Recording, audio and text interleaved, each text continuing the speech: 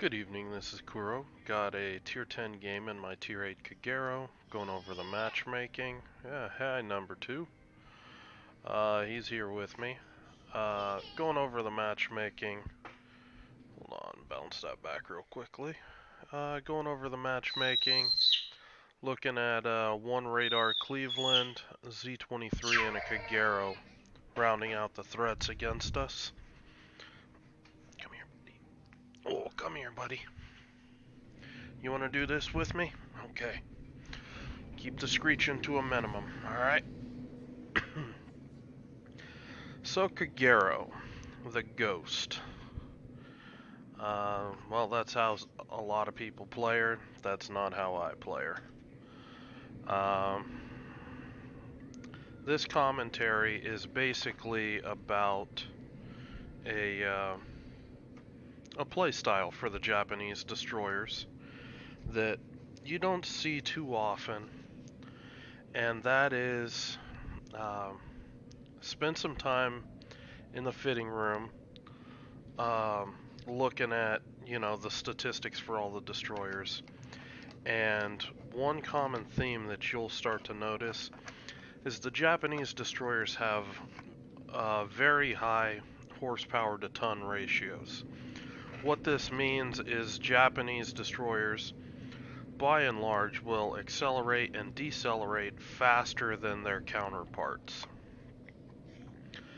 And this can translate into a lot of really nasty dodging. I'm uploading a Shimakaze video where I have, I think it's a Yu Yang and a Wooster shooting me. Both of them, I think under 9 kilometers, and they can barely get in the same zip code. It's that kind of ability once you kind of figure it out, that can really open up some possibilities here. What I'm doing right here, I'm basically pushing in. I know there's a DD here. It's a Chungmu. This DD massively outguns me, but not from this angle. If this guy shoots, he's only got 2 guns to my 6, so he should not shoot me. And I'm going to exploit this situation because, okay, I think he's getting radared right now. He's pushing forward. I turn to angle away from his team, and I'm just gonna open up on this guy. That's actually a misplay. Repairing 2 fires, don't do it on a DD. It's just not worth the risk of, getting unrepairable fires. Now right here, I'm gonna go on ahead and stop it. This is Kagero's strength. With everybody complains about the short guns. These short guns, I'm sitting here, I'm farming this Chungmu. I'm undetected, and I've got torpedo reload. And I can do this even harder with you take off the upgraded gunfire control system. Your range drops down under 9 kilometers. That means you can disengage incredibly easily with Kagero.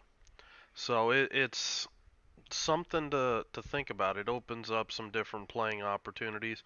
Me, I generally can get a lot out of the guns at even max range for Shima and Yagumo, so I tend to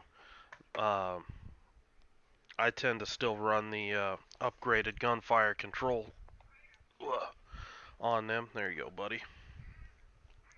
And going to go ahead and start playing this again. I push up basically because I see him pushing back up. I think he might be coming around the island, and I just want to maintain this, this concealment, and I'm just, shot after shot into him. We're up to 9 base resets. Finally, an enemy comes around an island and spots me. But I don't really care. I mean, you look, I've already had over 300,000 damage fired at me, and I haven't lost that much. I'm not gonna lose that much this entire game. You know, right there, you know, Japanese guns, they hit hard. Um, you've just gotta do your part, aim well, and you know, you'll just pick apart things. I mean, almost 2,400 off that salvo at, you know, almost max range. And then here, that fast, I drop off and I'm undetected.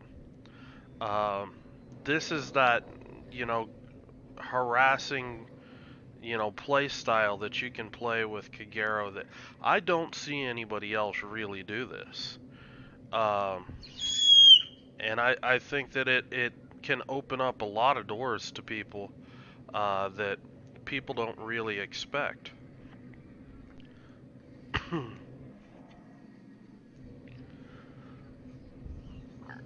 So I'm pushing in here. I'm right now. I'm basically looking at the mini map. I'm looking at this battleship. I'd love to drop torps on him, but really I'm looking more at the cap. They're my team's being pushed away, and the enemy's pretty entrenched in between A and B, and I don't really want to push into B cap. Hey, come on, knock it off. No screaming. And so I'm gonna come up here to A cap, see what I can do to support the team. You know, this Massachusetts turned away, so I'm thinking that he's not the best torpedo target. Looks like my team's gonna pick B up, so you know, might as well just start working on A cap.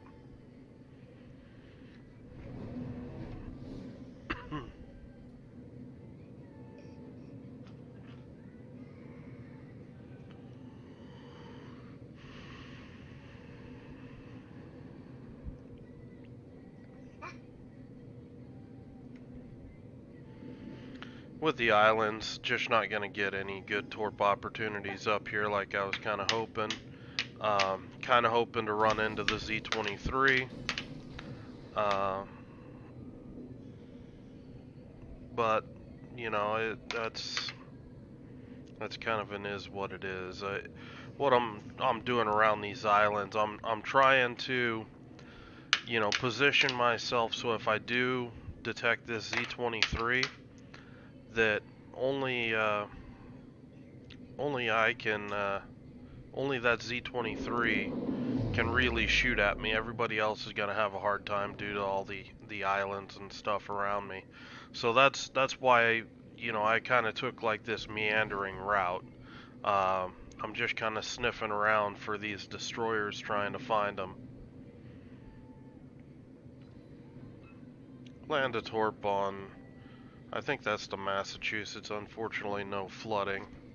Could be that it's most likely that his damage control's on cooldown already.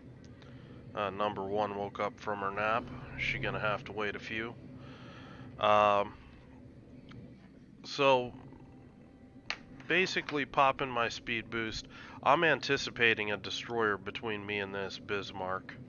And that's kind of what I'm feeling. Based off my RPF at the time, that's what I'm feeling. So I'm just gonna chill out here.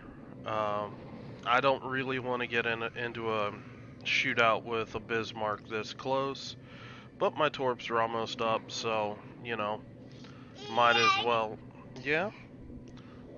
get them off and see basically what happens with them. One thing to note, my positioning here, I'm not positioning myself on any real torpedo routes. I mean, if this Benson would spot a destroyer back in here, So anything trying to torp the CAG from this, or the Otago from this direction, would be zoned out by the Benson. The Kerfer's back there, he's just, you know, doing his own thing. His indicators, you know, out here, it's something to consider that, you know, each of these ships behind you, where your gray indicator is, they have their own gray indicator, and that kind of being able to see that on the mini map and judge, you know, there might be torpedoes coming through this area. When you start looking at the mini map this way, you can end up dodging a lot of predictive torpedoes, or torpedoes just meant for other guys, just because you're aware. Well, their maneuvering cone was, you know, had them in this area at one point. They might have gotten torps launched here. Yeah. Oh, you gonna try to get the cat? Good luck. That cat's fast. Yeah. So we're coming in here. We're just gonna cap A. Looks like the enemy DDs all took off to B cap, and that's fine. That means we've secured this flank, and we can start working back towards the center of the map.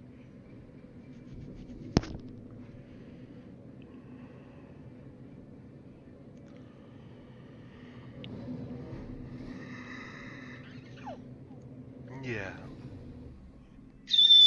Hey. You're alright. Sorry about that, guys. So, the plan is we're coming into B-Cap. We're watching this Montana. I'd love to torp the Montana. I'm looking to see what he's doing. We've also got this Zhao here that I think he's playing some, like, sneaky games behind this island, trying to get shots in on our Republic. And yeah, you see him shooting now. I'm kind of predicting that as this Republic pushes out, this guy's going to kind of kite around. He might go this way. He might turn back into my team. My team doesn't really have a lot of pressure in here, so I kind of expect him to turn in this direction. And basically try to kite our Kerr first in Otago and all that. It'd be a fairly decent play. He's got some support out here. So I just basically launch, you know, predictive torpedoes to kind of zone this area of the map out. That's all I'm really doing there. And I'm just going to step on the cap. I mean, I'm a Kagero. There's nothing really that can stop me.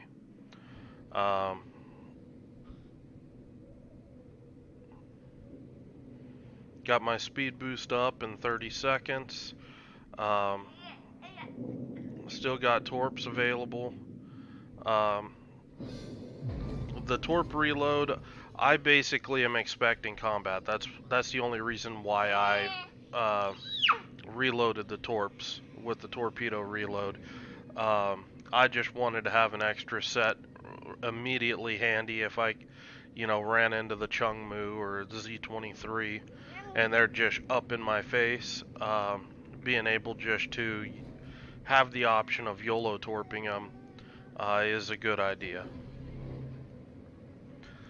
So my speed boost comes up. I think for a little bit that this Chungmu might be trying to push to cap. So just rotating my guns this way. I realize that I've got so much support in behind me that it's not going to be a thing. Hey, come on. You alright? You're alright. So we're going to push up here to C-cap. Basically requesting support. I don't want my team to just keep chasing these guys down in spawn. You know, these ships, they can kite really well and just murder things. So I don't want that to happen. I run into the Z-23. He's gonna push me, and I mean, you're gonna see, you know, gun power for days. 2,400.